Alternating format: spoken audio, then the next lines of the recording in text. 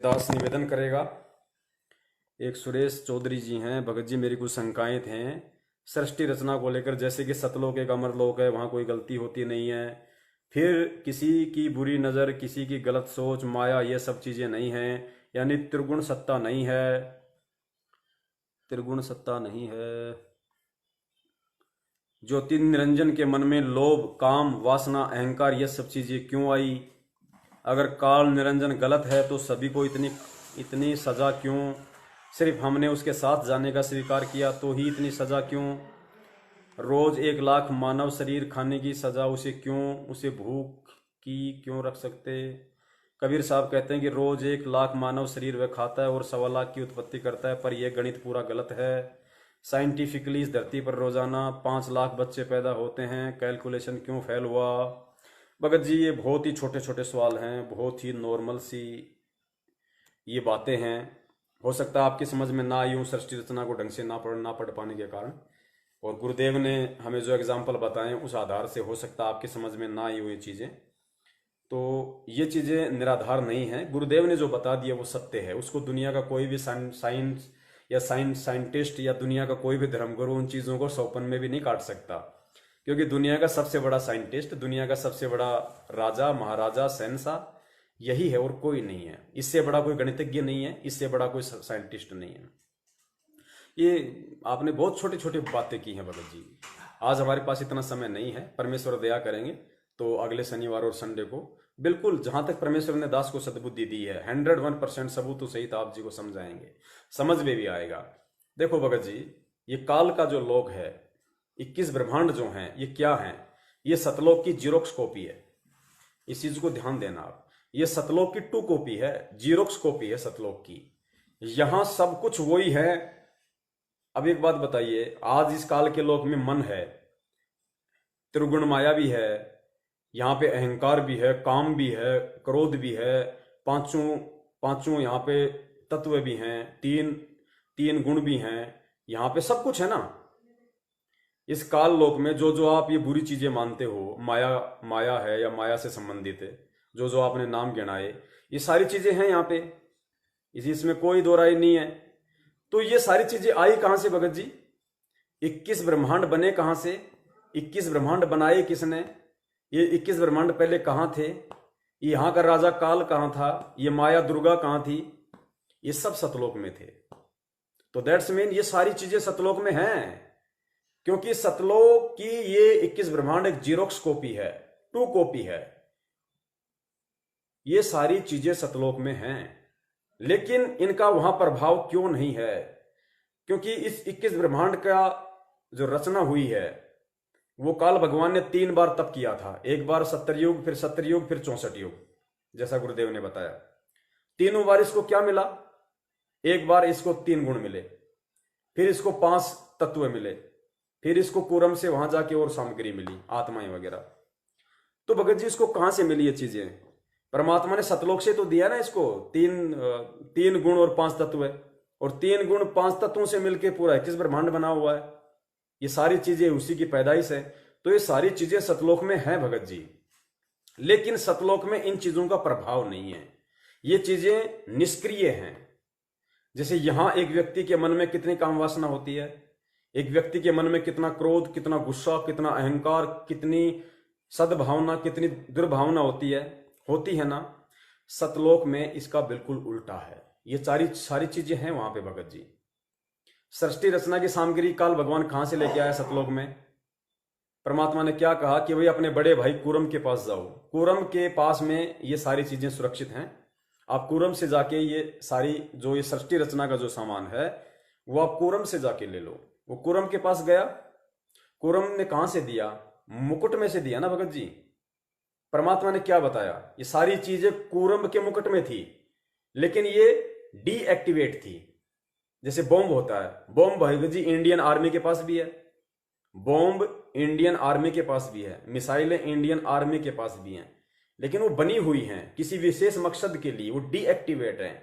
यदि कोई नालायक अपनी नालायकी से उसको एक्टिवेट कर देगा तो वो बनाने वाले को भी खत्म कर देगा। वो बम फटेगा, वो बम किसी का सगा नहीं है, वो बनाने वाले को भी मार देगा। तो इसी प्रकार कूरम के मुकुट में ये सारी सृष्टि रचना की सामग्री ये पांचों तत्व, तीन गुण, ये सारे जो थे ये कूरम के मुकुट में थे, ये डीएक्टिवेट थे भगत जी। इसने जानबूझ के अपनी नालायकी से इसने एक्टिवेट किया उसको। और इस काल भगवान को और अक्षर पुरुष को परमात्मा ने इस सतलोक से बाहर निकालना ही निकालना था, क्योंकि परमेश्वर ने केवल 16 आप ध्यान देना भगत जी, सृष्टि रचना इसीलिए परमात्मा कहते हैं कि जिसको सृष्टि रचना समझ में आ गई वो जिंदगी में कभी मार नहीं खाएगा। परमात्मा ने सतलोक में 17 शब्दों की उत्पत्ति की थी, मात्र 17 शब्दों की, और वो 17 शब्द उसके वही हैं। 16 शब्दों से परमात्मा ने 16 पुत्रों की उत्पत्ति की, वही है।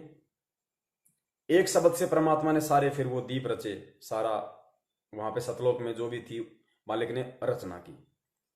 भगत जी, काल भगवान की रचना सतलोक में किसने की? परमात्मा ने। क्यों की? किस रीजन से की? क्योंकि जब परमेश्वर ने अचिंत को सृष्टि रचना का भार सौंपा तो अचिंत ने अपनी नालायकी से सृष्टि रचना के लिए अक्षर पुरुष की उत्पत्ति की। अचिंत ने शब्द उच्चारित किया, अपने शब्द से अचिंत ने अक्षर पुरुष की उत्पत्ति की। तो वो काम सफल तो होना ही नहीं था सृष्टि रचना का। वो जाके मानसरोवर में सो गया। उसको उठाने के लिए फिर परमेश्वर ने अंडे से काल की उत्पत्ति की अपने शब्द से, उसको नीचे भेजा। अब वो किसकी उत्पत्ति थी भगत जी? गुस्सा किसको आया? गुस्सा वहां पे अक्षर पुरुष को आया था जब वो नीचे सो रहा था, और अंडा जब नीचे गया गड़गड़ गड़गड़ करता हुआ, उसकी निंद्रा भंग हुई। तो परमात्मा ने क्या बताया? कच्ची नींद में जैसे आदमी उठता है तो उसको गुस्सा आता है। तो ये चीज वहां की देन है। वो परमात्मा ने उत्पत्ति नहीं की थी अक्षर पुरुष की, अचिंत ने उत्पत्ति की थी। तो वो बिगाड़ खाता होना था, वो बिगाड़ खाता हुआ तो परमात्मा ने उसको वहां से बाहर निकालना ही निकालना था। अक्षर पुरुष के संपर्क में आया काल भगवान। काल भगवान के मन में फिर दुर्भावना आई। अब भगत जी आप कहोगे कि ये वहां पे मन तो है नहीं, तो मन में दुर्भावना क्यों आ गई? भगत जी वहां पे दुर्भावना भी है, वहां पे सद्भावना भी है। किस प्रकार है? फिर आप कहोगे परमात्मा ने कंट्रोल क्यों नहीं किया? ये आपके शब्दों में शब्द निकलेंगे, तो इसको स्वयं ही समझना पड़ेगा। सृष्टि रचना को आप स्वयं अपने आप को शांत कर सकते हो। मैंने क्या कहा कि ये 21 ब्रह्मांड उसकी 2 कॉपी है। आज आप भारतीय संविधान को देख लीजिए। भारतीय संविधान में प्रत्येक नागरिक को स्वतंत्रता है कि नहीं है? भारतीय संविधान में प्रत्येक नागरिक को स्वतंत्रता का अधिकार है। हर आदमी अपना विचार व्यक्त कर सकता है, वो कोई भी कर्म कर सकता है, लेकिन उस कर्म के करने के बाद सरकार ने जो दंड विधान लागू कर रखा है उस कर्म के लिए वो भी उसको भोगना पड़ेगा। इसी प्रकार सतलोक में प्रत्येक आत्मा को परमात्मा ने स्वतंत्र रखा हुआ है। किसी आत्मा पे परमात्मा ने कोई बंदिश, कोई बाउंडेशन नहीं लगा रखा। सब स्वतंत्र थे। हम स्वतंत्र थे तभी तो हम काल के ऊपर आस्था कर बैठे। हम स्वतंत्र थे तभी तो हमने उस परमात्मा के वहां पे हाथ खड़ा कर दिया कि मैं भी जाऊंगा, मैं भी जाऊंगा। हम स्वतंत्र थे तभी परमात्मा ने हमें रोका नहीं और हमें वहां से नीचे डाला। तो ठीक वो जीरोक्स कॉपी यहां का संविधान बना हुआ है, भारतीय संविधान। यहां पे भी स्वतंत्रता है और कर्मों का भोग सबको भोगना पड़ता है। गीता जी भी यही कहती है। तो इसने अपने नालायकी से भगत जी, इसने अपने बड़े भाई के साथ में इसने बदतमीजी की, इसने बुरा बर्ताव किया। तो भगत जी जब यहां पे कोई किसी के साथ बदतमीजी करता है, क्योंकि हमने यहां के उदाहरणों से सारी चीजें हमने समझनी पड़ेंगी। तो भगत जी जब यहां पे दंड लागू है उन बातों का, यदि आप किसी की बेइज्जती करते हो, किसी की निंदा करते हो व्यर्थ में, तो यहां पे जब दंड विधान है तो वहां क्या दंड विधान नहीं होगा? वहां पे उस आत्मा का फिर कोई रहने का कोई औचित्य नहीं है। दूसरी बात, वहां पे सारी चीजें हैं भगत जी। मन का वास भी है, वहां पे तीनों गुण भी हैं, काम क्रोध ये मोह लोभ सब है वहां पे भगत जी। वासना भी है, सारी चीजें हैं, तभी तो काल के मन में हुई। कैसे हैं? जैसे भगत जी एक 2 साल का बच्चा होता है, उसको भी सुसु होती है। सुसु मतलब उसको भी जनेंद्री है, उसको भी पुरुष इंद्री है 2 साल के बच्चे को भी। और पुरुष इंद्री एक 30 साल के या 40 साल के व्यक्ति के भी है। लेकिन उस 2 साल के बच्चे में और उस 30 साल के व्यक्ति में उस इंद्री को लेकर, उस वासना को लेकर रात दिन का अंतर है। उस बच्चे के मन में जरा भी, चाहे वो अपनी माता के साथ, चाहे वो नंगा सोए, चाहे माता उसके साथ में, चाहे वो नहाए, चाहे बाथरूम में, या माता चाहे उसको नहलाए नंगा करके, भगत जी उस बच्चे के मन में माता बहन, अपने किसी आड़ोसी पड़ोसी, किसी भी अन्य स्त्री के लिए मन में तनिक भी, पुरुष इंद्री होते हुए भी तनिक भी वासना उसके मन में आती नहीं। दूर दूर तक कोई रिश्ता नहीं, उसका सोच भी नहीं होती है। और एक 30 साल का व्यक्ति अनजाने में किसी को भी देख के अपने मन में किसी भी तरह के गलत विचार पैदा कर लेता है। तो ये अंतर है भगत जी वहां पे एक्टिव और डीएक्टिवेट का। काल ने अपनी गलती से, अपनी स्वतंत्रता के अधिकार का नाजायज फायदा उठाते हुए उसने उस चीज को डीएक्टिवेट कर डाला जबरन। क्योंकि कूरम उस समय परमात्मा के ध्यान में मग्न था, अपनी साधना में मग्न था। काल ने उसको आवाज दी, वो नहीं उठा, तो गुरुदेव ने बताया कि काल को धैर्य नहीं रहा, काल को शांति नहीं रही। काल ने जबरन गुस्से में आकर उसका मुकुट हिला डाला, और जैसे ही मुकुट हिलाया तो उसमें से वो सारी चीजें ऑटोमेटिक निकल गई। क्योंकि विधान था परमात्मा का, उसको परमात्मा ने सतलोक से बाहर करना ही करना था, और उन आत्माओं को भी बाहर करना था जो उस काल पे आस्था लगा बैठी थी। क्योंकि स्वतंत्र सब है भगत जी, अगर यहां हम स्वतंत्र हैं तो वहां भी स्वतंत्र हैं, ध्यान रखना इस बात का। तो इसने अपनी नालायकी से इसने उन पांचों तत्व 3 गुणों को एक्टिव कर लिया, और जैसे ही इसने एक्टिव किया तुरंत वो चीजें उसी के ऊपर लागू हो गई। वो वासना भी उसके अंदर समाहित हो गई, वो लोभ, लालच, स्वार्थ, छल, कपट, सारी चीजें उसने अपनी, क्योंकि मुकुट केवल उसने हिलाया था, मैंने नहीं हिलाया, और आत्माओं ने नहीं हिलाया। तो वो हिलाते ही, अब भगत जी उस समय गुस्सा तो उसको भी आया था, कूरम को भी आया था, लेकिन उसके गुस्से में रात दिन का अंतर था। उसकी सोच कुछ और थी, उसकी सोच कुछ और थी। तो उसने परमात्मा से ध्यान लगाया, तो परमात्मा ने कहा कि बेटा छोटा भाई है, उस नालायक के पीछे नहीं होना, तू शांत रह, छोटा गलती करता है, बड़ा समय किया करता है। तो कूरम चुप हो गया परमात्मा का आदेश मानकर। काल को सुख शांति नहीं थी, तो परमेश्वर ने कहा कि बेटा जिस प्रकार उसने अपने धैर्य का परिचय नहीं दिया, उसने विवेक का परिचय नहीं दिया, उसने जल्दबाजी की, उस नालायक के लोक में हमेशा ऐसा ही हड़कंप मचा रहेगा। उसके लोक में किसी को धैर्य, संतोष, विवेक, किसी को भी सुख शांति नहीं रहेगी, जैसी आज इसको नहीं रही। तो सब कुछ वही तो हो रहा है यहाँ पे भगत जी। घर में माता बहनें चूल्हे में आग लगाती हैं, गैस से खाना बनाती हैं, उस खाने का, उस गैस का, उस चीज का आप सदुपयोग करोगे तो आपको वो फायदा देगी, लाभ देगी, और आप उस पर अपना हाथ रख दोगे तो आपको जलाएगी। बिजली हमें सारे लाभ दे रही है, कूलर चला रही है, पंखे चला रही है, हीटर चला रही है, एसी चला रही है, बल्ब जला रही है। अब हम बिजली के तार के हाथ लगाएंगे तो वो मार भी देगी। तो इसने वही किया, इसने सतलोक में परमात्मा के द्वारा आत्माओं को जो स्वतंत्रता का अधिकार दिया हुआ उसका नाजायज फायदा उठाया, और इसने जल्दबाजी करके बिजली को हाथ लगाया, इसने मनमाना वहां पे आचरण शुरू किया। अब दूसरी बात आप कहेंगे फिर सतलोक में ये सब है क्यों भाई, ये परमात्मा ने रखने नहीं थे वहां पे। भगत जी इसका भी रीजन है, क्योंकि सतलोक भक्ति की अंतिम उपलब्धि नहीं है, सतलोक अंतिम मोक्ष नहीं है। ये बहुत बड़ा गहरा एक रीजन है भगत जी, इतनी जल्दी आप समझ नहीं पाओगे जब तक आप सृष्टि रचना को बार बार नहीं समझोगे। क्योंकि परमेश्वर ने सतलोक से ऊपर 3 लोक और बताए, तो सतलोक अंतिम उपलब्धि नहीं है। लेकिन सतलोक से नीचे जितने लोक हैं, चाहे अक्षर पुरुष का लोक हो, चाहे 21 ब्रह्मांड का हो, चाहे नीचे चाहे पाताल लोक हो, सतलोक से नीचे जितने भी लोक हैं, जहां जहां सृष्टि है, उन सबसे उत्तम सतलोक है। सतलोक में जाने के बाद फिर कर्म दंड ये इस तरह की बातें नहीं है। सतलोक में जाने के बाद यदि आप आज जो ठोकर खा के जा रहे हो, ये लोग गलती नहीं करेंगे दोबारा, क्योंकि इन्हें स्मरण रहेगा इस चीज का। तो सतलोक में जाने के बाद जैसा गुरु जी ने बताया, वहां पे कोई काम नहीं, कोई धंधा नहीं, कोई रोग नहीं, तेज पुंज का शरीर है, आराम से घूमना फिरना, खाना, परमात्मा की भक्ति करना, कोई मरना नहीं, कोई टेंशन नहीं, कोई चिंता नहीं, कोई वो सिस्टम नहीं, वो सत्य है सारी चीजें। ये बहुत ही पुरानी कहानी है भगत जी, इसकी गिनती भी अगर आप 100 साल तक, अगर आप 1 लाख से भी स्टार्ट करोगे, 1 लाख, 2 लाख, 3 लाख, 4 लाख, तो भी 100 साल में क्या 1000 साल में आप काउंटिंग नहीं कर पाओगे, इतने युग पहले सृष्टि रची गई थी। तो ये बहुत लंबी कहानी है। दूसरी बात, परमेश्वर कहते हैं कि अविगत की गति को कोई नहीं जान सकता, कि वास्तव में इसके पीछे का मेन रीजन क्या है। ये दास केवल उतना ही बता सकता है जितना परमेश्वर ने दास को सद्बुद्धि दी है, जितना मुझे लगता है सृष्टि रचना के आधार से। तो उस आधार से सिस्टम भगत जी ये है। अब आपका एक सवाल था इसमें कि भाई परमात्मा की उत्पत्ति किसने की, तो भगत जी ये तो बिल्कुल ही बेबुनियाद सवाल है। इस सवाल की तो आप ना करो तो ही अच्छा है। क्योंकि परमात्मा की उत्पत्ति कर्ता का जिसे मालूम पड़ जाएगा वो तो परमात्मा से बड़ा हो गया फिर।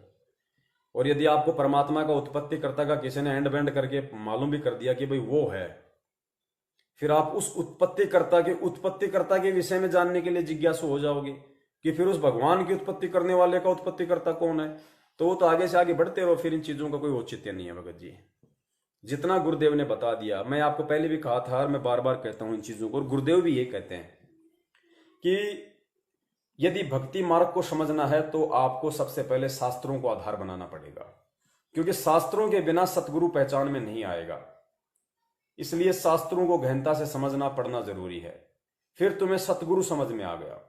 और जिस दिन आपको सतगुरु समझ में आ गया कि मेरा जो सतगुरु है, मेरा जो गुरु है वो सच्चा है, पक्का है, भगवान है, उसके बाद शास्त्रों को, जैसे ये कोर्ट कचहरी वाले लाल कपड़े में फाइलों को बांध के ऐसे पटक के रखते हैं ना, उन शास्त्रों को आप जी एक जगह रख दो, फिर वो शास्त्र पढ़ने की आवश्यकता नहीं फिर आपको। फिर आपका असली शास्त्र, आपका असली शस्त्र, आपका असली अस्त्र, इस भक्ति का आधार, इस भक्ति की श्वास, इस भक्ति का प्राण, इस भक्ति का मार्गदर्शक केवल आपका सतगुरु है। फिर सतगुरु जो शब्द अपने मुख से निकाल दे आपके लिए, जो आदेशित कर दे, जो निर्देशित कर दे, वो आपके लिए लोहे की लकीर हो जानी चाहिए, लोह की लकीर, पत्थर की लकीर हो जानी चाहिए। शास्त्र कहीं ना कहीं झूठ बोल सकते हैं, शास्त्र कहीं ना कहीं गलत निर्देशित कर सकते हैं, सतगुरु आपको गलत निर्देशित नहीं करेगा, क्योंकि शास्त्रों में मिलावट हो सकती है, सतगुरु के वचनों में मिलावट नहीं हो सकती। इसलिए अब सतलोक में क्या था, सतलोक में क्या नहीं था, काल के मन में ये क्यों आया, दुर्गा के प्रति बुरी भावना क्यों बैठी है, उसने तप क्यों किया, हम उनके पीछे क्यों लगे, छोटी सी गलती की सजा हमारे को भगवान ने क्यों दी, काल को ये खाने का श्राप क्यों दिया। भगत जी, सृष्टि रचना अभी आपने ढंग से नहीं सुनी, एक बार नहीं, 10 बार नहीं, 50 बार पढ़ने सुनने की भी जरूरत पड़े तो पढ़ो, पढ़नी पड़ेगी भगत जी। यदि आप सतगुरु की शरण में अभी तक नहीं आए हैं, मैं आप सुरेश चौधरी जी से निवेदन करूंगा, यदि आप अभी केवल सत्संग सुन रहे हैं और संत रामपाल जी महाराज जी की शरण में नहीं आए हैं, तो मैं आप जी से निवेदन करूंगा, आप जी और गहनता से सत्संग सुनिए, जल्दबाजी में नाम दीक्षा ना लें, आप जी खूब सुनिए सत्संग, सृष्टि रचना सुनिए। जो भी शंका हो मन में, सत्संगों से ही निकलेगी, इस दास के कहने से भी आपकी शंका नहीं निकलेगी भगत जी। दास तो केवल उन भाइयों के लिए एक माध्यम है जिनको मैनेजमेंट ने भ्रमित कर रखा है, लेकिन जो अभी शास्त्रों से ही भ्रमित हैं, जिनको अभी इन चीजों की जानकारी नहीं कि भक्ति क्या है, भगवान क्या है, उनको तो सतगुरु का सत्संग और सृष्टि रचना ही समाधान देगी। तो अभी वो सुनिए आप। और यदि आपने सतगुरु देव जी से नाम दीक्षा ले ली है और उसके बाद यदि आप ये विचार व्यक्त कर रहे हैं, तो भगत जी आप परमात्मा से दूर हैं, आप परमात्मा से दूर हैं भगत जी। क्योंकि ये गुरु जी का विधान है कि नाम लेने से पहले भैया पहले ज्ञान को आधार बनाओ, सत्संगों को आधार बनाओ। नाम दीक्षा लेने के बाद आप, मतलब नाम दीक्षा से पहले आप ब्लाइंड फेथ मत हो, अंधविश्वास मत करो गुरु पे, भक्ति पे, आंखें खोल के हर चीज का समाधान निकालो। ये शंकाएं आपको पहले निकालनी थी सारी, किसी भी प्रकार की कोई जल्दबाजी नहीं। गुरु नहीं कहता कि तुम जल्दबाजी में नाम लो, गुरु कहता है मैं यही हूं, मैं कहीं भागने के लिए नहीं आया, सबको समझाने के लिए आया हूं, जो जाने की इच्छा होगी उसको ले जाने के लिए आया हूं, तुम्हारे से पहले मैं नहीं जाने वाला। तो यदि आपने नाम दीक्षा लेने के बाद आपके मन में ये शंका है, तो भगत जी आपको अवश्य अपनी इस नादानी के लिए, अपनी इस भूल के लिए सतगुरुदेव जी से दंडवत प्रणाम करके भगत जी बार बार क्षमा याचना मांगनी चाहिए, क्योंकि सतगुरु के वचन अटल हैं भगत जी, हम नहीं समझ सकते। गुरुदेव ने सत्संग में बताया ना, बाप के जेब में पेन होता है, बच्चा बोलेगा पापा ये क्या है, पापा बोलेगा पेन है, पेन है, पेन है भाई, पेन है, वो समझ नहीं पा रहा भगत जी। उसको समझने के लिए थोड़ा और तैयार होना पड़ेगा, थोड़ी और उम्र में परिपक्वता लानी पड़ेगी, और एक समय वो ऐसा होगा फिर उसको बाप से पूछने की जरूरत नहीं पड़ेगी पापा जेब में क्या है। पापा बोलेगा बेटा जरा पेन लेके आना, तुरंत दौड़ के ले आएगा। वो ये नहीं कहेगा ए, वो 20 साल का 10 साल का होने के बाद भी ए करेगा, तो फिर पूरी जिंदगी वो ए करता रहेगा फिर। तो भगत जी ये कुछ चीजें ऐसी हैं जिनको हमें भी इतनी गहराई में नहीं जाना चाहिए, कोई मतलब नहीं है। क्योंकि देखो हमें भूख है और हमें पता है कि हमारी भूख और प्यास पानी और चपाती से मिटेगी, तो भगत जी हमें चुपचाप को खा लेनी चाहिए। हमें उसमें तर्क वितर्क नहीं करना चाहिए खाने से पहले कि ये गेहूं की बनी है, बाजरे की बनी है, बाजरा क्यों डला, दोनों चीज़ों को मिक्स क्यों किया, ये बाजरा इतना मोटा क्यों पिसा हुआ है, ये गेहूं कहाँ का है, मध्य प्रदेश का है या पंजाब का है, ये गेहूं, इस गेहूं में 7 पानी दिए फिर 6 पानी दिए। तो हमें इन चीज़ों से कोई मतलब नहीं भैया, खाने को मिल रहा है, अपनी भूख शांत करो, चुपचाप बैठो। तो सृष्टि रचना में इस तरह की मीन में भगत जी हमें नहीं निकालनी, क्योंकि सृष्टि रचना अगर समझ में आ जाए तो जीवन को पूरा, इंसान को पूरा भक्ति मार्ग समझ में आ जाता है भगत जी। और सबसे बड़ी चीज, सबसे बड़ी बाधा यही है कि जीव सृष्टि रचना ही नहीं समझ पाता। आज 70% भगत जो भ्रमित हैं मैनेजमेंट के पीछे, वो क्यों भ्रमित हैं? सिर्फ और सिर्फ सृष्टि रचना ना समझ पाने के कारण। क्योंकि सृष्टि रचना पूरी भक्ति का विधान है, संविधान है। आप जो गलतियां करने जा रहे हो वो आईना है, दर्पण है, इसीलिए लोग भ्रमित हो रहे हैं। अरे हमने सतलोक में ये राजनीति शुरू की, ये घटिया कर्म शुरू किए, इन एक दूसरे के प्रति हमने समर्पण भाव कर दिया। जैसे यहाँ पे अब राजनीति वालों को समर्थन दे रहे हैं, उनको दे रहे हैं, तो सतलोक में भी थी सबसे बड़ा राजनीतिबाज, सबसे बड़ा आरक्षणबाज, सबसे बड़ा सामाजिक संगठन ये काल भगवानी तो था, जिसको हमने समर्थन दे दिया। वो एक टांग पे खड़ा होकर डांस कर रहा था, मनमाना काम कर रहा था, हमने इसको समर्थन दे दिया। अरे वाह भाई, अरे 70 युग तक एक पैर पे, भाई वाह कमाल है भाई, हैं, आसक्ता व्यक्त कर दी। आज क्या कर रहे हैं? ये राजनीति, ये नेता, ये सामाजिक संगठन, ये गैंगस्टर, ये क्या है? ये काल हैं। और इन काल के धरनों में हमने इनका समर्थन कर दिया मैनेजमेंट के कहने पे। तो कहां समझी हमने सृष्टि रचना? अगर सृष्टि रचना समझ जाते कि हम लोग कैसे धोखा खाते हैं। अरे सतलोक में भी हमें उस परमात्मा के छोटे बेटे ने धोखा दिया, काल ने धोखा दिया ना। काल के पीछे तो लग के हम यहां आ गए, और यहां भी उस परमात्मा के ही परिवार वालों के पीछे लग रहे हैं, उन्हीं के भाई के पीछे, उन्हीं की औरत के पीछे, उन्हीं के बच्चों के पीछे हम लग रहे हैं। जैसा वो कह रहे हैं वैसा हम कर रहे हैं। अरे वो लैट्रिन खाएंगे तो क्या आप भी खाओगे? फिर क्यों परमात्मा ने सृष्टि रचना सच्चाई? भाई ये 2 कॉपी है, चाहे भक्ति की हो, चाहे एग्जाम्पल की हो, कुछ भी हो। सतलोक की जीरोक्स कॉपी है ये पृथ्वी लोक। यहां पे वही कर्म होंगे जो सतलोक में हैं, लेकिन वहां पे शुद्ध हैं, सात्विक हैं, और यहां पे उनमें गोबर भरा हुआ है। और सतलोक में ये जो सारी चीजें हैं, ये परमेश्वर की जो रचना है भगत जी, सतलोक अंतिम उपलब्धि नहीं है इस जीवात्मा की। सतलोक में भी एक तत्व का शरीर है जिसको नूरी शरीर कहते हैं, जबकि आत्मा के ऊपर कोई शरीर नहीं होना चाहिए। शुद्ध आत्मा उस समय होगी। आत्मा का अंतिम आत्म कल्याण, आत्मा का अंतिम मोक्ष सिर्फ अनामी लोक में जाने के बाद है, सिर्फ अनामी लोक में जाने के बाद। क्योंकि परमेश्वर की वाणी है ना कि लोक अनामी जावेगी वहां कोन्या मिले चुबारे, कि जब तू अनामी लोक में चली जाएगी। क्योंकि सतलोक में भी तो हमें सारनाम की भक्ति करनी है भाई, सतलोक में भी तो सारनाम की भक्ति करनी होती है। हम आए तब परमेश्वर ने हमें सारनाम नहीं बताया था, और क्या कहा कि बेटा इसको भूलना मत, अगर सारनाम को याद रखोगे तो मैं तुम्हें काल से छुड़ा लाऊंगा। इसने सबसे पहले सारनाम बुलवाया। तो गुरुदेव ने कहा कि सतलोक में भी सारनाम की भक्ति करनी है, लेकिन उसका आनंद अलग है, उसका सिस्टम अलग है। फिर ऊपर के लोकों की यात्रा का फिर सिस्टम है। जैसे यहां से हम ऊपर जा रहे हैं ना, अधिक सुख प्राप्त करने के लिए, लंबे समय तक रहने के लिए, निरोग रहने के लिए, निश्चिंत रहने के लिए, ऐसे ही सतलोक से ऊपर फिर अनामी लोकों की यात्रा है, जहां पे संत रामपाल जी महाराज जी जा चुके हैं, जहां पे संत रामपाल जी महाराज जी की वो आत्मा जा चुकी है कि लोक अनामी जावेगी वहां कोन्या मिले चौबारे। यानी सतलोक, उस अनामी लोक में कोन्या मिले चौबारे। चौबारे का मतलब महल, मकान, रचना, कंस्ट्रक्शन। यानी उस अनामी लोक में जब आत्मा चली जाएगी, जहां पे परमात्मा रहता है सिंगल, जहां परमात्मा ने सर्वप्रथम एक अनामी लोक की रचना की, फिर परमात्मा वहां पे अकेला रहा करता था, गुरुदेव ने बताया ना, वो अनामी लोक अंतिम लोक है।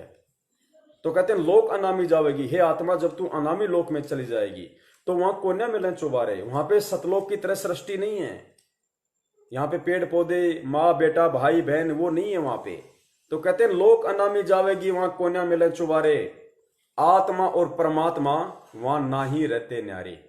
यानी इस अनामी लोक में आत्मा और परमात्मा का अलग अलग अस्तित्व नहीं है। और सतलोक में आत्मा अलग है, परमात्मा अलग है।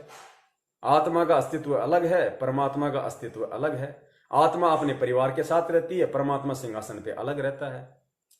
तो सतलोक में आत्मा के ऊपर नूरी शरीर है, अनामी लोक में नूरी शरीर भी हट जाएगा। आत्मा को परमात्मा ने जिस शब्द से सर्जन किया था, उत्पत्ति की थी, उस कबीर परमेश्वर ने इस आत्मा का जिस शब्द से उत्पत्ति की थी, उसी शब्द में वो शब्द स्वरूपी परमात्मा उस अपनी आत्मा को वापस संभालेगा अनामी लोक में। यानी परमात्मा अपने अंतःकरण में, अपने हृदय में, जहां से परमेश्वर ने, क्योंकि कहते हैं ना कि आत्मा परमात्मा का अंश है, उस अंश को परमात्मा अनामी लोक में ले जाकर वापस अपने शब्द में समा लेता है, जहां से परमात्मा ने कभी किसी करोड़ों असंख्यों जन्मों युगों पहले जब सतलोक में उत्पत्ति की थी, सृष्टि रचना की थी, उस समय परमेश्वर ने अपने जिस शब्द से आत्मा की उत्पत्ति की थी, उसी शब्द में परमात्मा अनामी लोक में ले जाकर आत्मा को अपने उसी शब्द में वापस समाहित कर लेता है। यानी अनामी लोक में जाने के बाद फिर इस आत्मा का सदा सदा के लिए झंझट मिट जाता है, अस्तित्व खत्म हो जाता है आत्मा का। ये आत्मा फिर ना कभी मरती ना जन्मती, फिर सब इसका फिनिश हो जाता है, सब कुछ। आत्मा थी नहीं, फिर सर्जन ही खत्म, वो अंतिम उपलब्धि है। फिर कहते रामपाल प्रीतम प्यारे की आत्मा वहां पूर्ण आनंद ले रही, सांच कहूं ना झूठ रती वर बात मान ले मेरी। तो ये सतलोक तो नीचे की कैटेगरी है, फोर्थ क्लास है भाई। सतलोक तो उन लोकों की तुलना में फोर्थ क्लास है, क्योंकि चौथा लोक है सतलोक, फिर अलख लोक, फिर अगम लोक, फिर अनामी लोक, जिसको अकय लोक भी कहते हैं। तो सतलोक तो फोर्थ क्लास है। जैसे हम ट्रेन में जाते हैं, एसी आती है, सेकंड एसी, थर्ड एसी, फिर स्लीपर आता है, फिर जनरल आता है।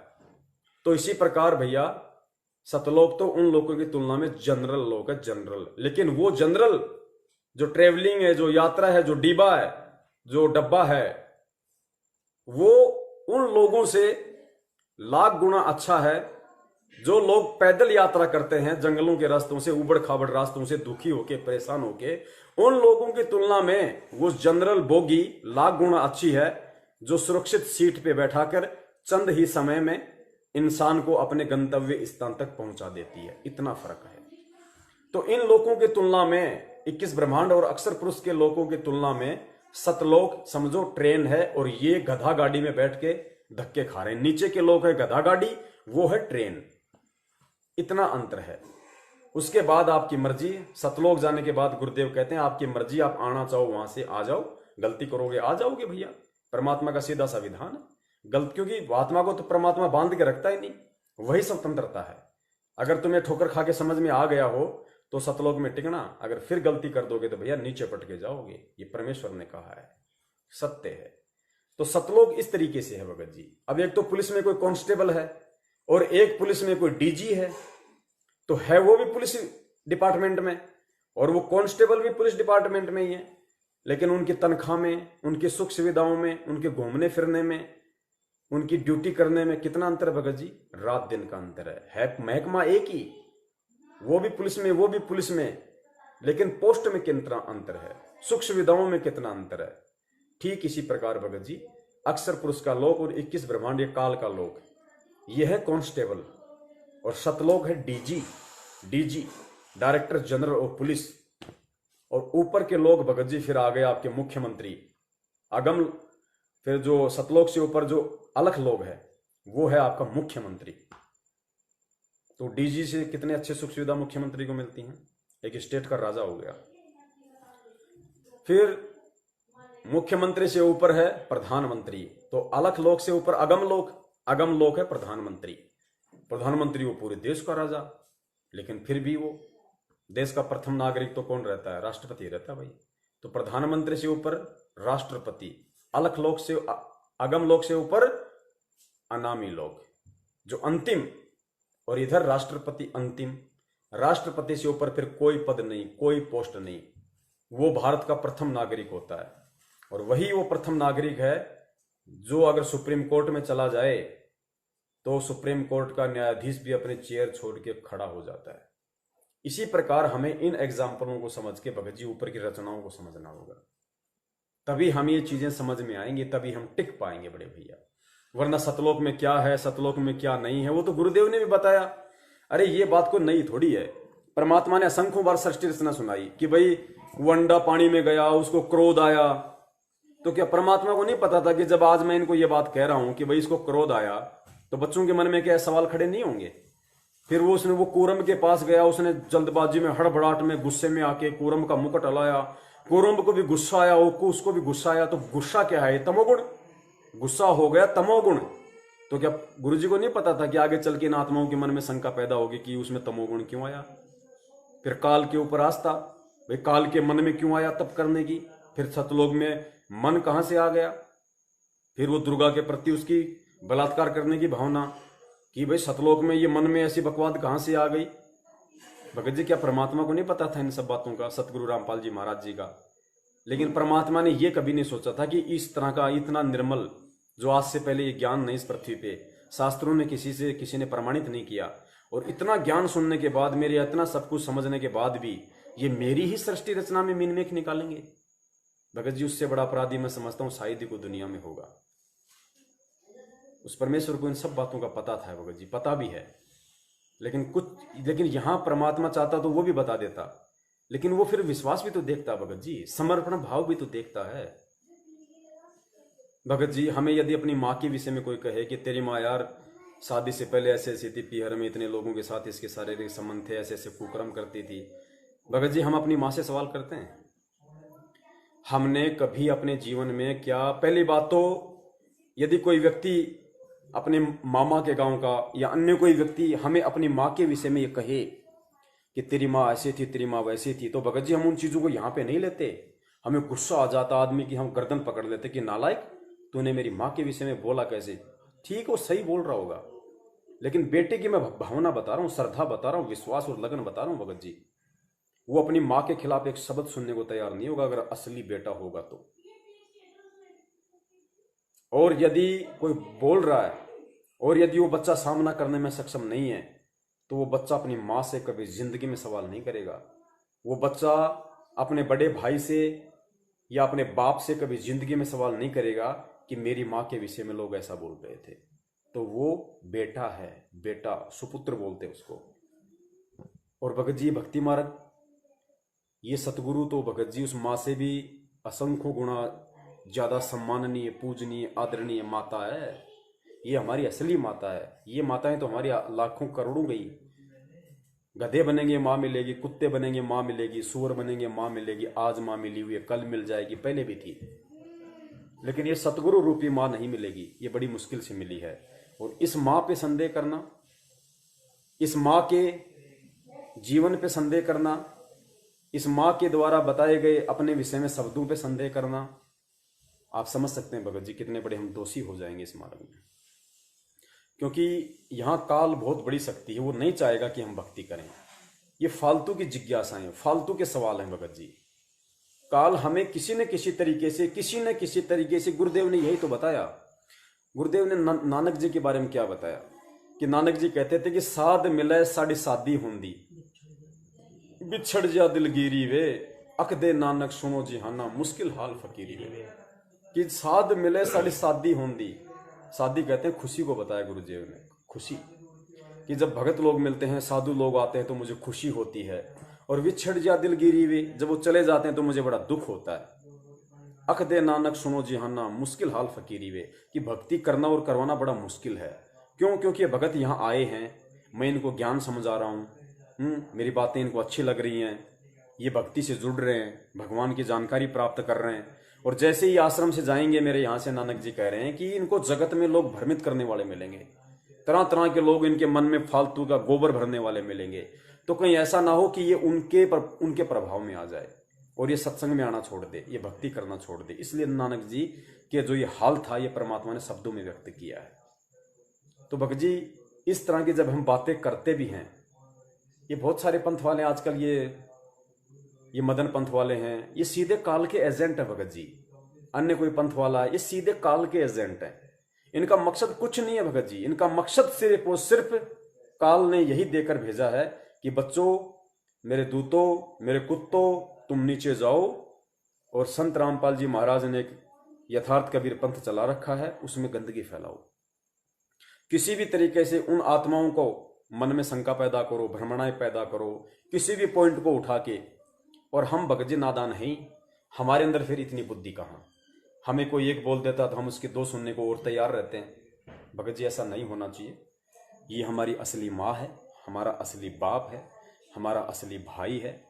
आज से पहले गुरु सतगुरु भगवान को लेके जितने भी गाने, सत्संग, भजन, कहानियाँ, जितने भी चीज़ें हैं वो केवल इस भगवान के लिए हैं भगत जी। वो सारी कहानियाँ इस भगवान के लिए बनी हैं, सारे एग्जाम्पल इस भगवान पे विश्वास पैदा करने के लिए बने हैं। तो हमने भगत जी सतगुरु की शरण से पहले जितना सब कुछ इंक्वायरी करनी है कर लो, उससे नाराज नहीं है गुरु। शरण में आने के बाद यदि आपने इनकी इंक्वायरी करनी शुरू कर दी फिर परमात्मा दूर हो जाएगा भगत जी, क्योंकि मन में दोष आ जाएगा, जाहिर सी बात है, विश्वास नहीं रह जाता। तो जब विश्वास ही नहीं है तो फिर परमात्मा साथ में कहाँ आएगा भगत जी। तो इतनी सी बात है और परमेश्वर दया करें।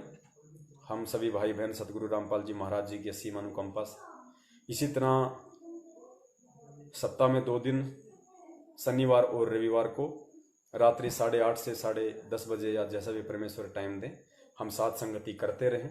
अपने मन के भाव, अपने मन की बातें, अपने मन के विचार, अपने मन के अनुभव एक दूसरे भगत भाई से शेयर करते रहें। हमारे अंदर दृढ़ता बनी रहेगी।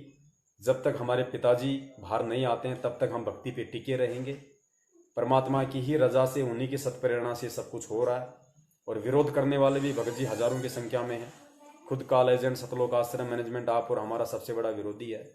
शंका समाधान चैनल यूट्यूब पे तो उन्होंने 2-3 स्ट्राइक लगवा दी हैं, हो सकता है वो बंद हो जाएगा, लेकिन फेसबुक पे उनका कोई जोर नहीं चल सकता भगत जी। फेसबुक पे वो स्ट्राइक नहीं लगवा सकते, फेसबुक पे वो कुछ नहीं कर सकते। तो इसीलिए हमें परमात्मा ने फेसबुक का एक माध्यम दिया और बहुत अच्छा प्रभाव भगत समाज पे वर्तमान में पड़ रहा है, जिसकी मैं कल्पना नहीं कर सकता था। धन्य हैं वो आत्माएं जिनको परमेश्वर ने निमित्त बनाया, दास को ये संदेशा दिलवाया कि भगत जी फेसबुक पे लाइव आने का विचार करो। भगत समाज को इस समय अति आवश्यकता है एक रास्ता दिखाने की, एक रास्ता चुनने की। तो परमेश्वर जिसे चाहें, जिसे निमित्त बनाएं, जिसके माध्यम से अपना काम करवाएं, उनका काम है। हम सेवक हैं, हमारा काम केवल सेवा करने का है। हम निष्काम भाव से, छल कपट रहित, हम अपने भगत भाइयों की सेवा में सतगुरु की प्रेरणा से इसी तरह हाजिर होते रहेंगे जब तक गुरुदेव हिसार जेल से नहीं आ जाते हैं। और जब गुरुदेव हिसार जेल से आ जाएंगे उसके बाद फिर गुरुदेव की मर्जी, हम उनसे प्रार्थना करेंगे, गुरुजी हमें आदेश देंगे तो हम इसी तरीके से लगातार साथ संगति को जारी रखेंगे। और गुरुदेव कहेंगे कि बेटा कोई दिक्कत नहीं, अब मैं आ गया, बैठ के अपनी भक्ति करो, अपना काम धंधा करो। तो जैसा गुरुदेव कहेंगे हम वैसा करेंगे। हम तो गुरुदेव के कुत्ते हैं, हम तो उनके गुलाम हैं भाई। वो जैसा कहेंगे, जैसा इशारा करेंगे, हम तो वो चाहे आंखों से इशारा करें, चाहे जुबान से इशारा करें, हम तो इशारों के गुलाम हैं, हमें वैसा ही करना है। सत साहिब जय हो। बंदी छोड़ की, बंदी छोड़ सतगुरु रामपाल जी महाराज की जय। सत साहिब। भाई जो गुरु बचन पे डट गे रकट गे फंद 84 के। भाई जो गुरु बचन पे डट गे रकट गे फंद 84 के।